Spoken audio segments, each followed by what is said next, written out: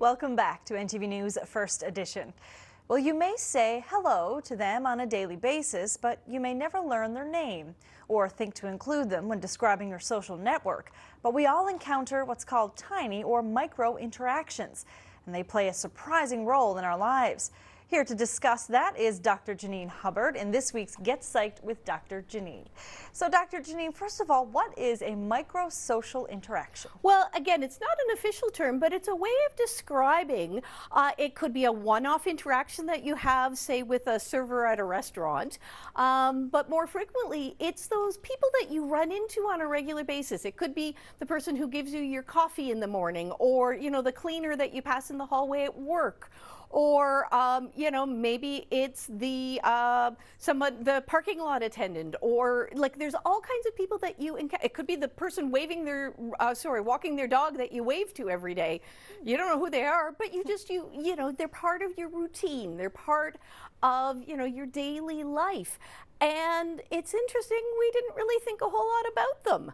And apparently now, from when we chatted off camera earlier, we decided, or someone has realized and found out through research, that these interactions are actually very important. They are very powerful, and a lot of the realization came about as a result of the pandemic, when with lockdowns and isolations and working from home, the number of those daily sort of micro social interactions either disappeared completely or really decreased. And I remember noticing that when things started to open up a little bit, and I would go and maybe go and get a cup of coffee and say hello to the person in the cafeteria, and I suddenly went, wait, this has been really missing from my life in a way that I never would have thought was significant.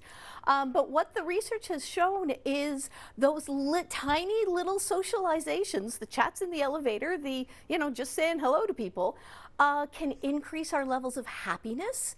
They increase our sense of social connectivity, our sense of community, our sense of routine. Makes sense. You see the same person every day. You know, that's just part of making you feel connected and just normal as part of the, all right, life is going on. And so it's one of the many things that came out of the pandemic that we're now kind of realizing, oh yeah, if people haven't started to reintroduce that into their lives, maybe that's a good thing to make sure you're doing it. And again, I remember a personal example. This is years ago. To be fair, I was on the mainland. I was a grad student and I lived in an apartment building. I didn't feel connected to any of my neighbors. I didn't feel connected to that building. I got a dog.